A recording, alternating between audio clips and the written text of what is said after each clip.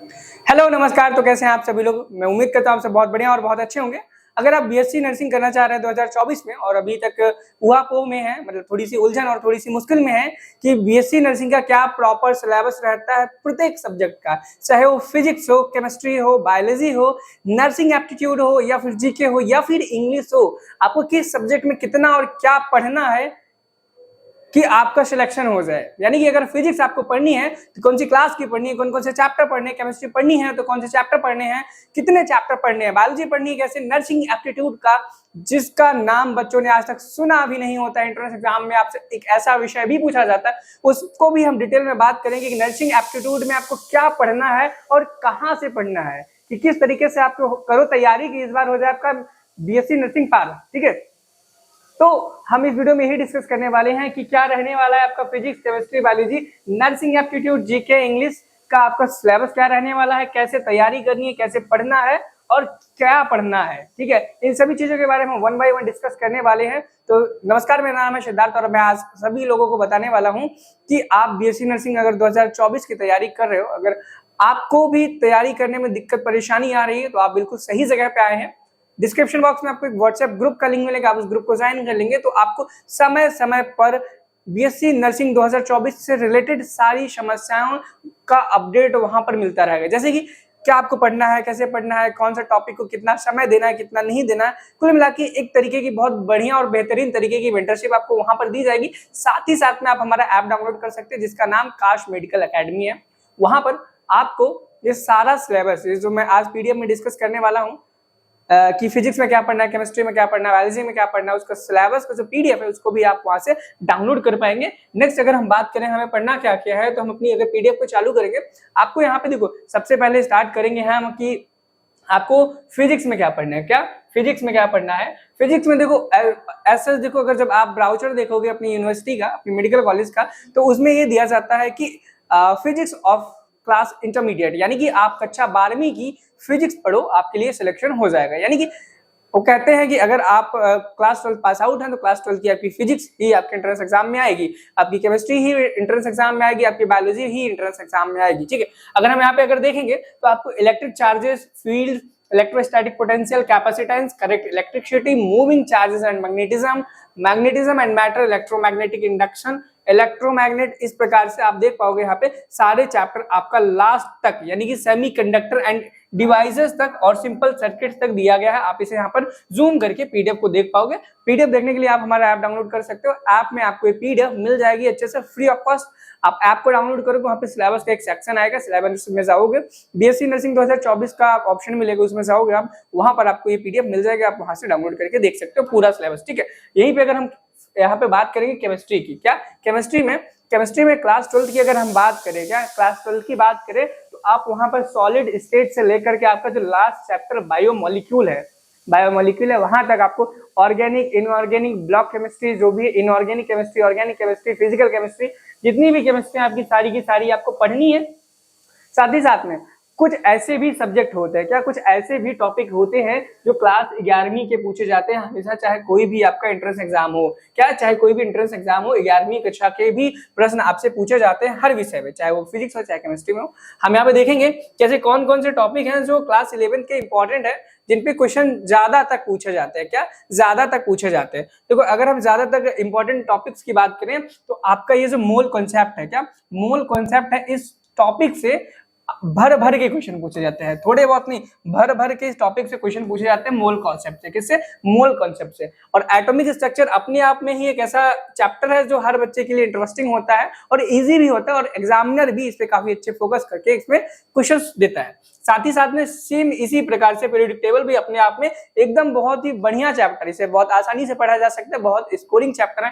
Chemical bonding थोड़ा सा लेंदी chapter, लेकिन इससे भी अच्छे क्वेश्चंस पूछे जा सकते हैं हाइब्रिडाइजेशन से रिलेटेड। किससे? हाइब्रिडाइजेशन से रिलेटेड, उसके स्ट्रक्चर, उसका शेप से रिलेटेड क्वेश्चन पूछे जाते हैं। स्टेट्स ऑफ मैटर में आप गैसियस स्टेट पढ़ते हो, इसमें आपसे Boyle's law, Charles law, Avogadro's law, ये सारी चीजें आपको पढ़ लेनी है ग्राफ के साथ में, और साथ ही साथ में बहुत सारी चीजें पढ़ाई जाएंगी आपको जब आप तैयारी करने जाओगे। ठीक है, और थर्मोडायनेमिक्स भी अच्छी खासी पूछी जाती है। Environmental chemistry one of the easiest chapter जो कि आपके एंट्रेंस एग्जाम में पूछा जाता है। यहीं पे अगर हम बात करें अगले टॉपिक्स की, किसकी, अगले टॉपिक की, अगले में क्या आपसे पूछा जाएगा, यानी कि बायो में देखो, बायो में बॉटनी जूलॉजी कंबाइंड है, ध्यान रखना, क्या बॉटनी और जूलॉजी यहाँ पे आपका दोनों कंबाइंड है। सबसे पहले हम यहाँ पे देख लेंगे आपका रिप्रोडक्शन में आपके 4 चैप्टर आते हैं, आपको पता होगा, reproduction in organism, reproduction in flowering plant, chapter number 2। Reproduction में 3rd चैप्टर आपका आता है human reproduction, chapter number 4 reproductive health. ये आपके 4 चैप्टर हो जाते हैं। दूसरी यूनिट आपकी genetics and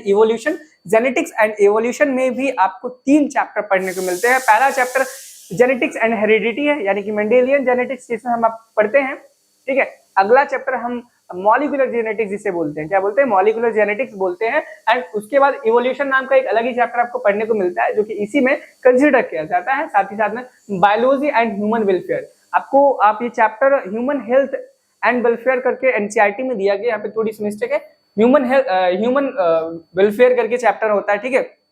microbes in human welfare, क्या माइक्रोब्स इन ह्यूमन वेलफेयर, इसे आप कट आउट कर लेना, माइक्रोब्स इन ह्यूमन वेलफेयर कर लेना। साथ उसके बाद आपको बायोटेक्नोलॉजी एंड इट्स एप्लीकेशन नाम से आपको एक चैप्टर मिलेगा, ठीक है। बायोटेक्नोलॉजी प्रिंसिपल एंड प्रोसेसेस नाम से चैप्टर है, यानी कि ये यूनिट का नाम है। इस यूनिट में 2 चैप्टर है आपके, बायोटेक्नोलॉजी है पहली, उसके बाद और उसके एप्लीकेशंस हैं, क्या है, बायोटेक्नोलॉजी है और उसके एप्लीकेशंस है। इससे भर भर के क्वेश्चन पूछे जाते हैं। और इकोलॉजी एंड एनवायरनमेंट से भी, इकोलॉजी में आपको पता होगा 4 से 5 चैप्टर है, जैसे कि बायोडाइवर्सिटी, कंजर्वेशन, इकोसिस्टम, ठीक है। इसी प्रकार से टोटल 4 से 5 आपके चैप्टर है और 4 से 5 बहुत इंपॉर्टेंट है। ये रही आपकी क्लास 12वीं की बायोलॉजी की, क्या इंपॉर्टेंट चैप्टर है, इनमें से क्या क्या आपको पढ़नी थी उसके बारे में हमने बात की। और यहीं पे अगर हम बात करें कि कक्षा 11वीं की किताब से आपको क्या क्या पढ़ना है और क्या नहीं पढ़ना है, तो यहाँ पर कुछ हमने इंपॉर्टेंट चैप्टर्स के नाम यहाँ पे सजो करके रखे हैं, इनको आप एक बार देख लें। ह्यूमन फिजियोलॉजी में आपको पता है कितने चैप्टर आते हैं। ह्यूमन फिजियोलॉजी की अगर हम बात करें तो हमारा पहला चैप्टर होता है डाइजेशन एंड एब्जॉर्प्शन, जो कि इस बार एनसीईआरटी से हटा दिया गया है। लेकिन ऐसा नहीं है कि आप इसे नहीं पढ़ के जाओ, अगर नहीं पढ़ के जाते हो, क्वेश्चन सॉल्व करके नहीं जाते हो, तो आपकी ये बहुत बड़ी गलती हो सकती है, क्योंकि ब्राउचर में अभी तक ये बताया जाता है कक्षा 12वीं का आता है, उसके बाद भी 11वीं का आ जाता है, तो उस चैप्टर को हम कैसे भूल दें जो हमारे सिलेबस में और हर एक व्यक्ति का, चाहे वो आप स्टूडेंट हो चाहे वो टीचर हो, उसका फेवरेट होता है ये चैप्टर डाइजेशन एब्जॉर्प्शन नाम का। उसे पढ़ना ही है, उसे भूलना नहीं है। नेक्स्ट चैप्टर अगर आप बात करोगे ब्रीथिंग भी बहुत अच्छा चैप्टर है, उसे भी आप पढ़ सकते हो, पढ़ के जाना, पढ़ सकते नहीं हो।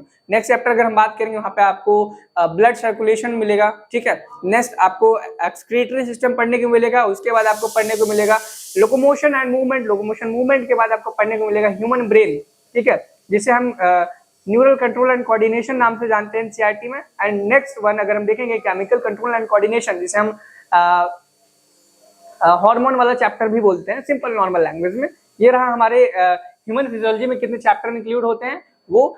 उसके बाद आपको पढ़ना cell structure and its function नाम से आपको यूनिट क्लास 11 में मिलेगी। ये बहुत इंपॉर्टेंट यूनिट है, इससे बहुत अच्छे क्वेश्चन पूछे जाते हैं माइटोकॉन्ड्रिया को लेकर के, राइजोसोम्स को लेकर के, गोल्जी बॉडी को लेकर, और भी ऐसे बहुत सारी सेल ऑर्गेनेल्स है जिन पे बहुत इंपॉर्टेंट क्वेश्चन आते हैं, उन पे पूछा जाता है, ठीक है। साथ ही साथ में आपको cell division and cell cycle पढ़ के जाना है, इससे बहुत अच्छे क्वेश्चंस आते हैं। आपकी सेल साइकिल को लेकर के, सेल डिवीजन को लेकर के बहुत बिंदास क्वेश्चंस आते हैं। Last but not least biomolecule नाम का जो चैप्टर है, केमिस्ट्री एंड बायोलॉजी दोनों में कॉमन है, यानी कि अगर आप एक में अच्छे से पढ़ लेते हो तो दूसरे सब्जेक्ट में आपको इतना कमांड करने की जरूरत नहीं है। लेकिन अगर आप दोनों सब्जेक्ट्स में अच्छे से पढ़ के रहोगे तो आई होप आप बहुत अच्छा स्कोर कर पाओगे। ये रही बातें सारी की सारी, आपको कितना चैप्टर पढ़ना था फिजिक्स में, केमिस्ट्री में एंड बायोलॉजी में। अगर यहीं पे अगर हम आगे बात करें, जिसका अंदाजा किसी को भी नहीं होता है कि भैया क्या पढ़ना है क्या नहीं पढ़ना है, जो कि स्टूडेंट्स की सबसे बड़ी दिक्कत है कि उन्हें नर्सिंग एप्टीट्यूड में क्या पढ़ना है,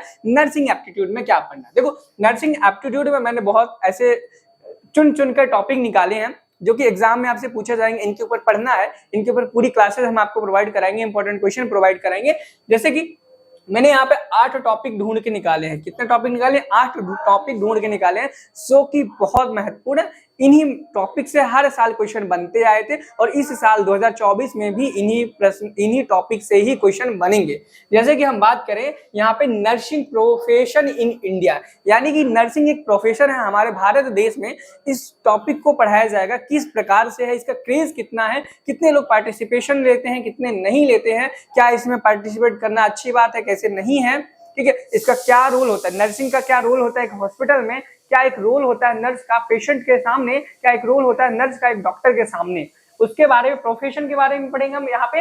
नेक्स्ट अगर हम पढ़ेंगे इसमें duties of A professionally qualified nurse, यानी कि एक नर्स की क्या ड्यूटीज है, एक नर्स का क्या कर्तव्य है, अगर वो एक क्वालिफाइड सर्टिफाइड नर्स है तो उसकी क्या कर्तव्य है, वो आपको यहाँ पे पढ़ने को मिलेगा, ठीक है। Qualities of a professional qualified nurse, यानी कि थर्ड टॉपिक में अगर एक क्वालिफाइड कोई नर्स है उसके लिए अब मैंने बात कर ली कि क्या ड्यूटीज है, उसके बाद इसमें पढ़ने को मिलेगा क्या उसकी क्वालिटीज है। एक देखो सर्टिफाइड एक क्वालिफाइड अगर कोई नर्स होगी तो उसकी कुछ क्वालिटी भी तो होंगी, वो बहुत अच्छी होगी, बहुत अच्छी केयरिंग होगी, बहुत ज्यादा मेंटली एक्टिव होगी कि पेशेंट के सामने कैसे खुद को ट्रीट करना है और कैसे पेशेंट को ट्रीट करना है, इसके बारे में हम यहाँ पे जानेंगे। And after that topic number scope of nursing profession, यानी कि अगर आप नर्सिंग का स्कोप में जा रहे हो, नर्सिंग देख रहे हो तो इसमें क्या क्या स्कोप्स है, नर्सिंग करने के बाद आपको किन फील्ड में जॉब मिल सकती है, किन में नहीं मिल सकती, कहाँ पे नर्स को वर्क करना है, कहाँ पे नहीं करना, उन चीजों के बारे में आपको पढ़ाया जाएगा। नेक्स्ट अगर आप देखोगे प्रोफेशनल इक्विट्स एंड एट्राइज आपको पढ़ने को मिलेगा, various important departments of hospital, यानी कि एक हॉस्पिटल उसके बहुत सारे डिपार्टमेंट्स हैं उनके बारे में आपको पढ़ने को मिलेगा। अगला टॉपिक सातवां various type of medical specialist such as specialist in specific medical specialty, जैसे कि gastroenterologist, orthopaedic surgeon, oncologist, cardiologist, ठीक है, ऑप्थेमोलॉजिस्ट, न्यूरोलॉजिस्ट, ये दो बार लिखा है ईटीसी करके। और last alternative and complementary therapies, क्या होती हैं अल्टरनेटिव कॉम्प्लीमेंट्री थेरेपीज, ये सारी चीजें आपको हमारे ऐप में पढ़ाई जाएंगी, तो आप ऐप को डाउनलोड करना बिल्कुल ना भूलें।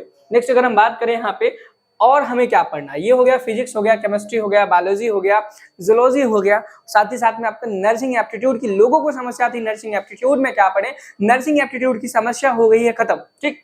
आपको क्या पढ़ना है और इसके इंपॉर्टेंट क्वेश्चन आपको हमारे ऐप पे मिल जाएंगे। ऐप में आपको एक नर्सिंग एप्टीट्यूड की ई बुक मिलेगी, आप और भी टॉपिक हैं, सॉरी मैं भूल गया था बताना। आगे देखेंगे टॉपिक नंबर 8 में आपको important symbols and sign used in hospitals, hospital से जुड़े हुए इंपॉर्टेंट क्या सिंबल होते हैं, क्या डिजाइन होते हैं, उनके बारे में पढ़ने को मिलेगा। क्या हॉस्पिटल का सिंबल होता है, क्या फर्स्ट एड का सिंबल होता है, मेडिसिन का क्या सिंबल्स होता है, साइलेंस का क्या सिंबल होता है, वो सारी चीजें आपको पढ़ने को मिलेगी। Communicable and non communicable diseases के भी बारे में पढ़ाया जाएगा, यानी कि ऐसी बीमारियां जो कि टच करने से फैलती हैं और ऐसी बीमारियां जो टच करने से नहीं फैलती है, इनके बीच में आपको डिफरेंशिएशन बताया जाएगा ब्रॉड तरीके से। आगे बात करें डिजास्टर मैनेजमेंट के बारे में पढ़ाया जाएगा, फर्स्ट एंड कॉमन एलिमेंट्स पढ़ाया जाएगा, पर्सनल हाइजीन यानी पर्सनल हाइजीन पढ़ाया जाएगा, environmental hygiene and study habits. 15 topic ऐसे थे जिन पे आपके नर्सिंग एप्टीट्यूड से क्वेश्चन लगातार पूछे जाते थे और इस बार भी पूछे जाने की अधिक से अधिक संभावना है, क्योंकि नर्सिंग एप्टीट्यूड आपका 20% ऑफ द क्वेश्चन पेपर, कितना 20% ऑफ द पेपर कवर करता है। अगर 200 मार्क्स का पेपर आपको पता है होता है और 200 क्वेश्चंस का होता है तो आपका 40 क्वेश्चन आपका नर्सिंग एप्टीट्यूड से बनने हैं इस बार भी, जैसे कि पिछली साल बने थे। तो ये मत भूलना कि अगर आप नर्सिंग एप्टीट्यूड को छोड़ के चले जाओगे तो आपका सिलेक्शन हो जाएगा। ये बहुत ही आसान है और इसकी मदद से आपका सिलेक्शन और आसान हो जाएगा। अब यहाँ पे खत्म हो गई बात नर्सिंग एप्टीट्यूड की। अगर हम इंग्लिश में देखें, इंग्लिश में आपको एंटोनिम्स पढ़ के जाना है, सिनोनिम्स पढ़ना है, वोकैबुलरी अपनी स्ट्रॉन्ग करनी है, प्रीफिक्स पढ़ना है, सफिक्स पढ़ना है और नेक्स्ट में आपको स्पॉटिंग एरर को स्पॉट करना आना चाहिए, आर्टिकल्स आना चाहिए, नाउन आनी चाहिए, प्रोनाउन आनी चाहिए, एडजेक्टिव है आपके सिलेबस में, एक्टिव एंड पैसिव वॉइस आपको पढ़ना है, डायरेक्ट एंड इनडायरेक्ट स्पीच पढ़ना है, कॉमन एरर्स पढ़ना है, grammar and it's uses, grammar और उसका क्या रोल है हमारी डेली लाइफ में या फिर हमारी थ्योरेटिकल लाइफ में, उसके यूजेस के बारे में भी आपको पढ़ के जाना है। नेक्स्ट अगर हम आगे बात करेंगे कि जीके में क्या पढ़ना है, देखो जीके में मेरे भाई क्या करना है, आपको करंट अफेयर्स बिल्कुल नहीं पढ़ के जाना है, आपको स्टैटिक जीके पढ़नी है और स्टैटिक जीके आपको हमारे प्लेटफॉर्म पे पढ़ाया जाएगा। आप ऐप डाउनलोड कर लो, डिस्क्रिप्शन बॉक्स में लिंक मिलेगा, रजिस्टर कर लो, सिलेबस आपको वहाँ पे फ्री ऑफ कॉस्ट मिल जाएगा। मैं आपको दिखा दूं, हमारा जब प्ले स्टोर पे आप जाएंगे, आप कास्ट मेडिकल एकेडमी सर्च करेंगे, आपको कुछ इस प्रकार से ऐप मिलेगा, इसे इंस्टॉल कर लें, अपने मन चाहा रेटिंग हमें दे सकते हैं। आपका नाम ध्यान से सुन लो, काश मेडिकल एकेडमी है। आप यहाँ पे BSc nursing, paramedical, BPT, GNM, ANM की अगर आप प्रिपरेशन करना चाहते हो 2024 में, तो ये ऐप आपके लिए बहुत उपयोगी होने वाला है, क्योंकि इस ऐप में आपको मेडिकल से रिलेटेड सारी चीजें पढ़ाई जाने वाली, जो कि 2024 के एंट्रेंस एग्जाम में आने वाली है। तो अगर अभी तक आपने ऐप को डाउनलोड नहीं किया तो ऐप को डाउनलोड कर ले। अगर नहीं करना है तो एटलीस्ट आप हमारे व्हाट्सएप ग्रुप को ज्वाइन कर ले, जहां पे आपको समय समय पे अपडेट मिलती रहती है। तो मिलते हैं अगले वीडियो में एक नई ऊर्जा के साथ, तब तक के लिए धन्यवाद।